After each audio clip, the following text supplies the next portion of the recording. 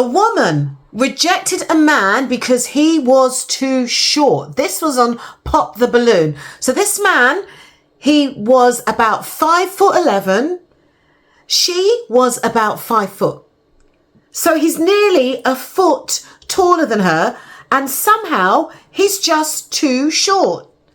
And that absolutely stopped me in my tracks, because how many women are rejecting good men while they say they're praying for the one?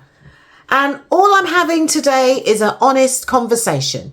This really isn't about height. This conversation is all about standards and expectations and how they can become a stumbling block at times. So attraction, preferences, yes, they matter. You know, men and women, we want to feel attracted to each other. That's normal. But at what point do preferences become perfectionism? So I have a friend who says she only dates really tall men. They have to be 6'4" and above. And I asked her why. She said so she can wear her heels and feel feminine. Fair enough. I used to be like that. I only liked to date tall men when I was younger to wear my high heels. However, I've changed my mind. And I asked her, how often do you actually wear these heels? And you know what she said? She said probably once every 6 weeks. So you could be rejecting a genuinely good man over something that matters only once every 6 weeks. The maths is not mathing. So ladies, I understand that we want to feel really small beside him. We want to feel protected, you know, but at some point we do need to ask, are we looking for a husband? Or are we casting for the next Marvel superhero? Because yes, we might want the 6'4", 6'6" guy who's funny, confident, fit, available, ready.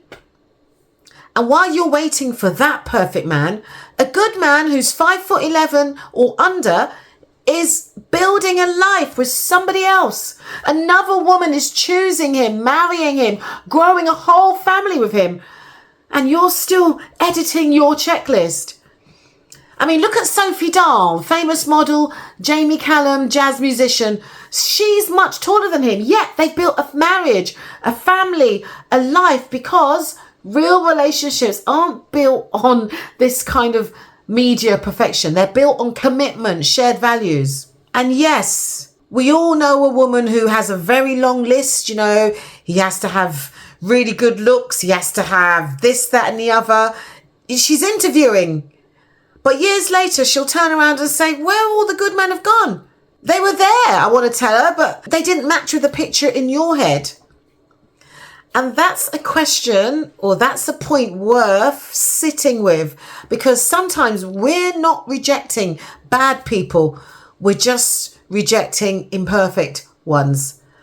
And all human beings, all of us, we are imperfect. We do silly things. And we have these requirements that after a while, you need to wonder, are we building a life or are we just placing an order? And some women, okay, they've got all sorts of different requirements, you know, a man's girth, but they've forgotten to look at his worth.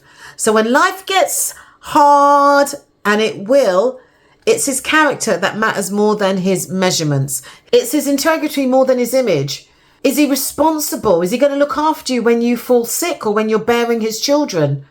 So attraction might start a relationship, but it's the character that keeps it going and going.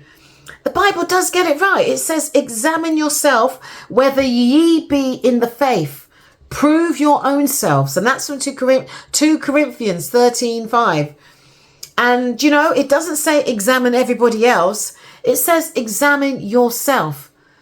And that is uncomfortable for most of us because we're great at spotting other people's imperfections and flaws. But when it comes to us, we're totally blind to what's wrong with us. I'm not suggesting that you settle. I'm not talking about accepting all the red flags. If he's a dishonest guy, if he's abusive, a narcissist, unfaithful, manipulative, walk away. Absolutely, walk away. I'm talking about unrealistic filters. That's the difference.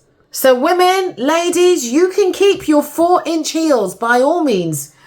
And you can keep waiting for 6'4" man. Keep waiting for that perfection. That's up to you. But remember, you might end up wearing those beautiful high heels all alone, because while you're waiting for the perfect man, another woman is building a life with a good one. So let me ask you, ladies, would you date a man shorter than your ideal height? Shorter than you even? And men, have you ever been rejected because of your height? Drop it in the comments. And another thing, before you dismiss someone because they don't match your ideal picture, ask yourself, am I looking at the person or am I looking at the checklist? Because sometimes the very thing we're praying for doesn't arrive in the package we expected. And that might be the dating conversation we need to be having. Subscribe, like, comment. Thank you so much.